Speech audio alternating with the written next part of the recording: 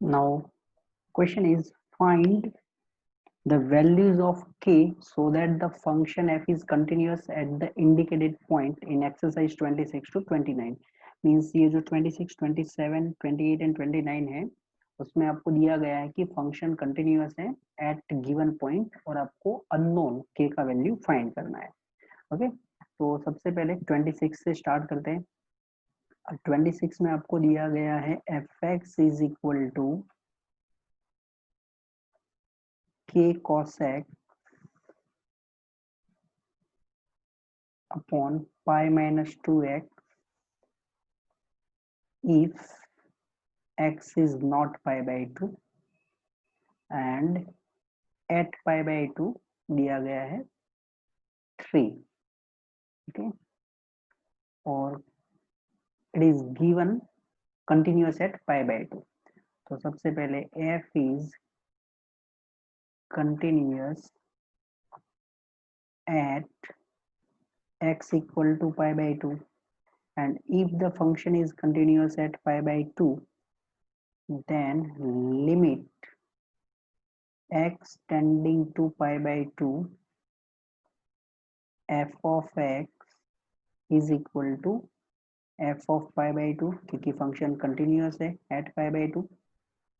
अब यहाँ से हो जाएगा ये limit x tending to pi by 2. तो ये x है वो टेंडिंग कर रहा है pi by 2 की तरफ, तो x की वैल्यू pi by 2 नहीं है. इसका मतलब यहाँ पर हम एफ एक्स यूज करेंगे k cos x upon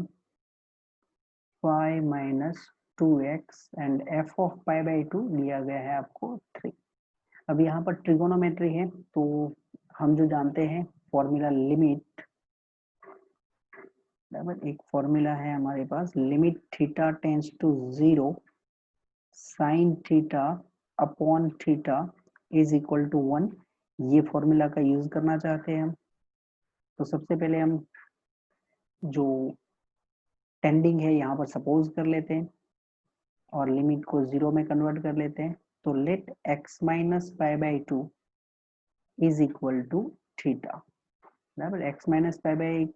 2 equal to theta. इसका मतलब x हो जाएगा पाई बाई 2 प्लस थीटा.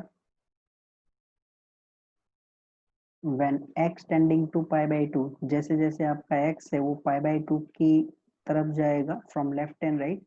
वैसे वैसे आपका जो थीटा है वो टेंडिंग करेगा 0 की तरफ. तो लिमिट चेंज कर लिया है हमने, थीटा टेंस टू 0. बराबर ये हमारा सपोजिशन था. Limit theta tends to 0 k cos x की प्लेस पर अब हो जाएगा pi by 2 plus theta. Denominator में pi minus 2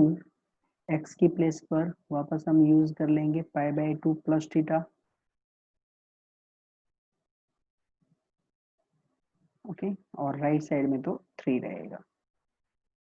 therefore limit theta tends to 0 k cos pi by 2 plus theta. cos pi by 2 plus theta ये हो जाएगा minus of sine theta. Denominator में अगर हम सिंप्लीफाई कर लेते हैं तो यहाँ से मिल जाएगा पाई माइनस, चलो एक स्टेप लिख देते हैं, pi minus pi minus 2 theta is equal to 3. Pi and minus pi cancel, तो limit theta tending to 0 minus के sine theta upon minus 2 theta is equal to 3. Minus भी कैंसल आउट हो जाएगा. k एंड 2 ये दोनों constant है तो k by 2 limit theta tending to 0 sine theta upon theta is equal to 3 and so k by 2 into 1 is equal to 3. जो मैंने आपको पहले से बताया था कि ये फॉर्मूला को हम टारगेट करके क्वेश्चन कर रहे हैं. तो k by 2 is equal to 3, that is k is equal to 6. Okay चलो नेक्स्ट पे चलते हैं. नंबर 27 एंड 27 में आपको दिया गया है f x is equal to k x square if x is less or equal to 2 and 3 if x is greater than 2 and function is continuous at 2. So f is continuous at x equal to 2. इसका मतलब left hand limit, क्योंकि जब आप tending करेंगे 2 की left side से तो x less then 2, x greater than 2 अलग डेफिनेशन है,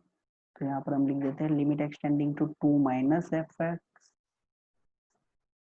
is equal to limit x tending to 2 plus fx is equal to f of 2. Limit x tending to 2 minus, अब हम x की तरफ मतलब 2 की तरफ टेंडिंग कर रहे हैं, x की वैल्यू 2 की तरफ टेंडिंग कर रही है from left side, that is x is less than 2 and if x is less than 2 then fx is kx square is equal to limit x tending to 2 plus, अब हम 2 की तरफ टेंडिंग कर रहे हैं फ्रॉम राइट साइड, तो right side से tending करेंगे तो आपका x ग्रेटर हो जाएगा, तो f ऑफ x हो जाएगा 3 कांस्टेंट, और हम ये फर्स्ट 2 का ही यूज कर लेते हैं, f ऑफ 2 का यूज नहीं करते यहाँ पर, तो इक्वेशन हो जाएगा, तो k into 2 square is equal to 3 and therefore k is equal to 3/4. Now next 28 and 28 में दिया गया है आपको fx is equal to kx plus 1 for x is less or equal to pi and cos x if x is greater than pi, and here function is continuous at pi, so f is continuous at x equal to pi and therefore limit x tending to pi minus, that is left hand limit, is equal to limit x tending to pi plus f of x is equal to f of pi, तीनों equal होंगे but हम first 2 का ही use करेंगे और ये equation खत्म कर लेंगे, तो limit x tending to pi minus, इसका मतलब हम x की जो वैल्यू है वो स्लोली पाई की तरफ ले जाएंगे बट फ्रॉम लेफ्ट, ओके, तो x is less than pi, if x is less than pi then fx is kx plus 1 is equal to limit x tending to pi plus, अब यहाँ पर है आपका पाई, आप राइट साइड से tending कर रहे हैं तो x का वैल्यू ग्रेटर होगा, और अगर x का वैल्यू ग्रेटर है तो f ऑफ x कैसे डिफाइन किया गया है, cos x, और थर्ड का यूज नहीं कर रहा हूँ यहाँ, ओके, अगर हम लिमिट का यूज कर लेते हैं तो ये हो जाएगा k पाई प्लस 1 और यहाँ पर हो जाएगा cos पाई, ये हो गया है k पाई प्लस 1, cos पाई का वैल्यू होता है -1, that is k pi is equal to -2 and therefore k is equal to -2 upon pi. This one is our number 28. Now 29. 29 is fx is kx plus 1 for x less or equal to 5 and 3x minus 5 at x equal to 5 function continuous है यहाँ पर, बराबर, तो सबसे पहले f is continuous at x equal to 5 and therefore limit x tending to 5 minus left hand limit is equal to limit x tending to 5 plus that is right hand limit and f of 5, ये तीनों equal होंगे। Limit x tending to 5 minus, अगर हम left side से approach करते हैं 5 की तरफ तो x लेस देन 5 होगा और उस टाइम एफ एक्स क्या हो जाएगा, k x plus 1 is equal to limit x tending to 5 plus, right side से अप्रोच करेंगे तो x की वैल्यू 5 से ग्रेटर होगी, 5 प्लस समथिंग मोर देन 5, तो एफ ऑफ एक्स हो जाएगा हमारे लिए 3x माइनस 5। और वापस यहाँ पर हम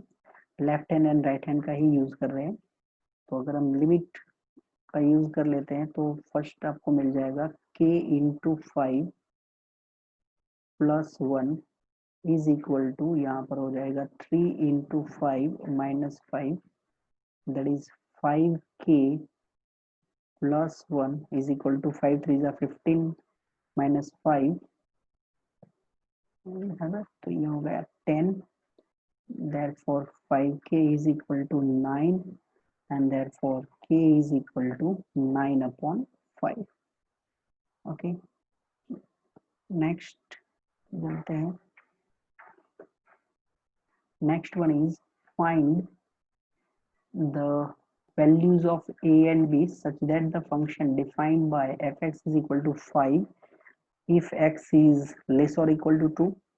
ax plus b if 2 is less than x is less than 10, and 21 if x is greater or equal to 10 is continuous function। तो यहाँ पर जो आपको फंक्शन दिया गया है वो डिफाइन हो रहा है on complete R, that is f is from R to R and it is continuous function। Function define हो रहा है on R और ये फंक्शन कंटिन्यूअस है, मीन्स कंटिन्यूअस एवरीवेयर। तो यहाँ पर हमको नंबर दिख रहे हैं x लेस और equal to 2 and x less than 10, दो नंबर दिख रहे हैं क्योंकि आपको a एंड b दो अननोन फाइंड करने हैं तो दो इक्वेशन भी होने चाहिए। तो function is continuous on complete domain, तो we can right f is continuous at x equal to 2 and x equal to 10। तो पहले हम x इक्वल टू 2 का यूज करते हैं और रिलेशन लेके आते हैं एक इक्वेशन। तो function is continuous at 2, therefore limit x tending to 2 minus that is left hand limit, 2 की तरफ अप्रोच कर रहे हैं हम लेफ्ट साइड से, limit x tending to 2 plus, अब हम 2 की तरफ अप्रोच कर रहे हैं राइट साइड से एंड f ऑफ 2, ये तीनों इक्वल होंगे। जब आप 2 की तरफ अप्रोच करते हैं लेफ्ट साइड से तो यहाँ पर है 2, आप अप्रोच कर रहे हैं from left side that is x is less than 2 and if x is less than 2 then here fx is defined as a 5 constant है। राइट साइड से अगर अप्रोच करते हैं 2 प्लस, राइट साइड से अप्रोच करते हैं तो आपका जो x है वो ग्रेटर हो जाएगा और fx को डिफाइन किया गया है ax प्लस b और हम f ऑफ 2 का यूज नहीं कर रहे हैं, ओके, क्योंकि वो भी एक्चुअली 5 ही होगा। तो 5 is equal to this one is my mistake, it is ax plus b, so 5 is equal to x की प्लेस पर अगर 2 यूज करेंगे तो 2a plus b, this one is one relation between a and b, ये एक equation मिला है हमें। अब हम 2 अनदर पॉइंट आपको 10 भी दिया है क्योंकि फंक्शन कंटिन्यूअस है ऑन कंप्लीट डोमेन, तो इसका मतलब ये हुआ कि function is continuous eight 5 also, not 5 10, f is continuous, वो 5 लास्ट में आया था तो वही नंबर याद रह गया मुझे, f is continuous at x equal to 10, it means limit x tending to 10 minus left hand limit is equal to limit x tending to 10 plus that is right hand limit and f of 10, ये तीनों equal होंगे, but ज्यादातर मैं use left and right का ही करता हूँ और फिर अननोन मिल जाते हैं तो x टेंडिंग टू 10 माइनस, तो 10 की तरफ हम अप्रोच कर रहे हैं लेफ्ट साइड से, that is x is less than 10 and x is less than 10, then fx is defined by ax plus b. अब आते हैं limit x tending to 10 plus, means हम 10 की तरफ अप्रोच कर रहे हैं फ्रॉम राइट साइड, तो उस टाइम fx डिफाइन किया गया है कांस्टेंट 21 एंड f of 10 ये भी 21 ही होगा। तो अगर हम लिमिट का यूज कर लेते हैं तो यहाँ से मिल जाएगा 10a plus b is equal to 21. This one is number 2. Now elimination कर लेते हैं, equation number 2 minus equation number 1, that is 10a plus b is equal to 21 and उसमें से subtract कर लेते हैं 2a plus b is equal to 5 को, तो यहाँ से माइनस, ये माइनस और ये minus, 10 minus 2 that is 8a, b n minus b cancel out हो जाएगा, 21 माइनस 5 ये हो जाएगा 16, तो यहाँ से मिल जाएगा हमको a का वैल्यू 2 एंड अगर हम a का वैल्यू 2 यूज करेंगे कोई भी एक इक्वेशन में तो यूज कर लेते हैं from 1, 5 is equal to 2a that is 2 into 2 4 plus b and therefore b is equal to 5 minus 4 that is 1. Okay. Now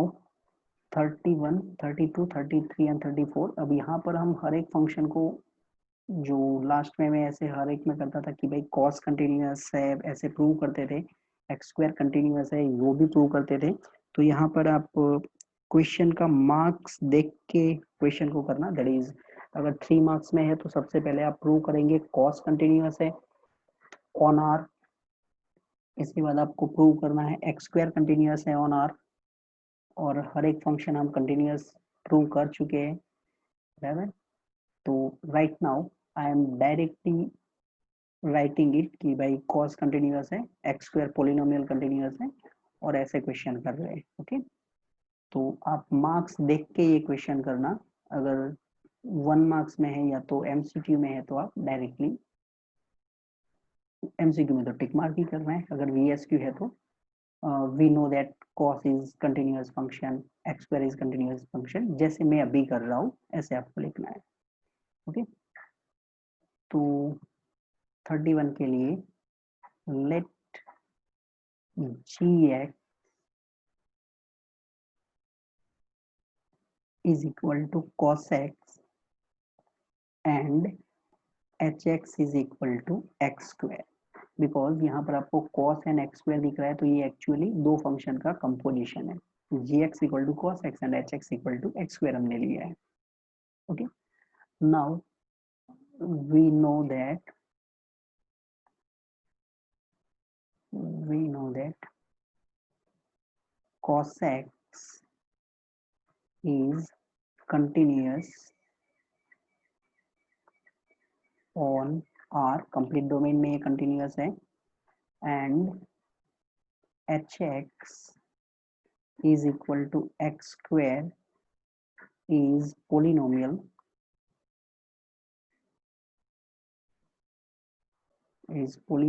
function and every polynomial is continuous, right? And every polynomial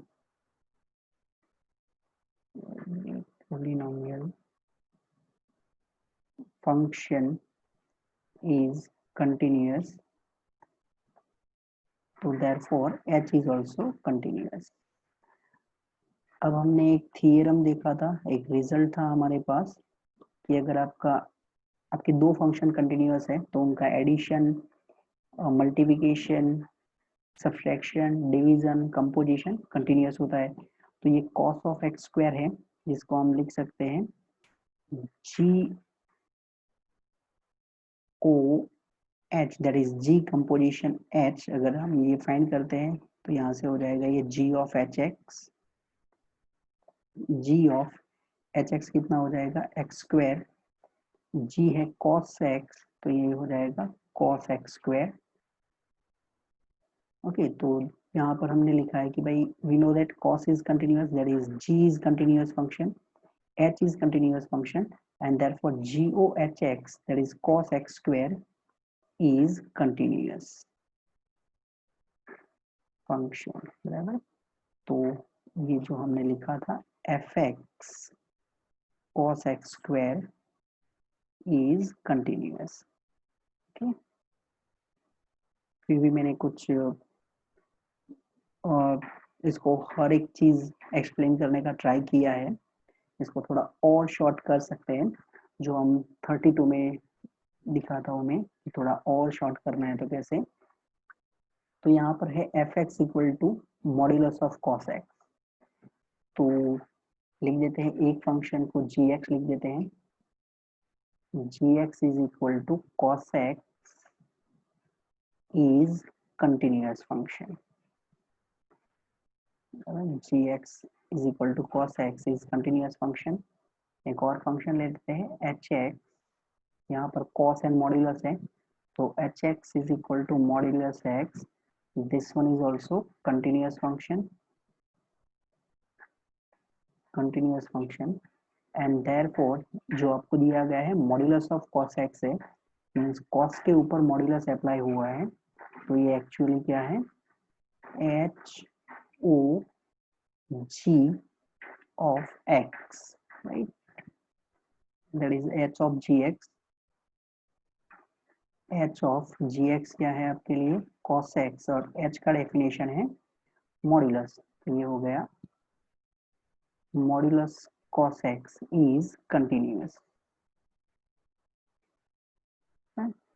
इसका मतलब ये हुआ कि भाई आपका जो function था F x modulus cos x वो एक कंटिन्यूअस फंक्शन है। अब यहाँ पर हम डायरेक्टली जो लिख रहे हैं कंटिन्यूअस फंक्शन, तो इसका डोमेन क्या है, इसका डोमेन आपको आर समझना है, बराबर। कॉस का कंप्लीट कॉस का डोमेन आर होता है, मॉड्यूलस एक्स का भी डोमेन आर होता है, तो जब हम ऐसे बोल रहे हैं फंक्शन इज कंटिन्यूअस, तो on complete domain, and complete domain ये फंक्शन का आर होता है। ओके, नेक्स्ट पे चलते हैं, एंड इट इज नंबर 33। 33 में आपको दिया गया है examine sine modulus x is continuous function. तो सबसे पहले जी एक्स लिख देते हैं is equal to sine x is continuous. यहाँ पर थोड़ा और चेंज करते हैं, ऐसे लिख देते हैं it is continuous on R, जो मैं लास्ट में बोल रहा था तो उसको भी क्लियर कर लेते हैं। Okay, and another function is here hx, this one is modulus x is continuous on r, तो g कंटिन्यूअस फंक्शन है, h कंटिन्यूअस फंक्शन है, इसका मतलब ये दोनों का जो कंपोजिशन होगा वो भी कंटिन्यूअस होगा, तो ये दोनों का कंपोजिशन यहाँ पर हमें लेना है g कंपोजिशन एच एक्स, बराबर, क्योंकि ये हो जाएगा g of h of x, that is g of hx is modulus of x and gx is sin x, so it is sine of modulus x is continuous, is continuous on r, that is sine of modulus x is continuous on r, बराबर। यहाँ पर आपको symbol नहीं दिया था f, तो मैंने भी f का यूज नहीं किया है। And of 34 find all points of discontinuity defined by fx is equal to modulus x minus modulus of x plus 1। तो फर्स्ट में fx दिया गया है हमको modulus of x minus modulus of x plus 1। तो यहाँ पर हम क्या करते हैं, सबसे पहले लिख देते हैं एक फंक्शन gx लिख देते हैं, g of x is equal to modulus of x plus 1, तो मॉड्यूलस ऑफ x लिखते हैं पहले, फिर मॉड्यूलस ऑफ x प्लस 1 करेंगे। g of x is equal to modulus of x is continuous on complete domain, that is on R। एक function लेते हैं hx is equal to x plus 1 is polynomial function and therefore hx is also continuous। बराबर, पहले मैंने सिर्फ x plus 1 लिखा है जो कि एक पोलिनोमियल फंक्शन है, तो वो भी कंटिन्यूस होगा। अब यहाँ पर मॉड्यूलस ऑफ x प्लस 1 दिया है, तो हम इसको लिख सकते हैं GOHX, तो GOHX that is g of hx, g of x plus 1 that is modulus of x plus 1 is continuous, right, क्योंकि g एंड h दोनों कंटिन्यूस थे, तो ये दोनों का कंपोजिशन भी कंटिन्यूस होना चाहिए। तो हमने यहाँ पर देख लिया कि ये मॉड्यूलस x है वो हमारे लिए g है, वो कंटिन्यूस फंक्शन है। हमने ये भी दिखा दिया कि भाई मॉड्यूलस ऑफ x प्लस 1 इसको हम g कंपोजिशन h करके ये भी कंटिन्यूस है, तो ये दो कंटिन्यूस फंक्शन का सब्ट्रैक्शन है, राइट। तो यहाँ से हम लिख सकते हैं therefore f of x is equal to g of x minus g composition h of x, that is modulus of x minus modulus of x plus 1 is continuous on R. Okay, this one is our number 34.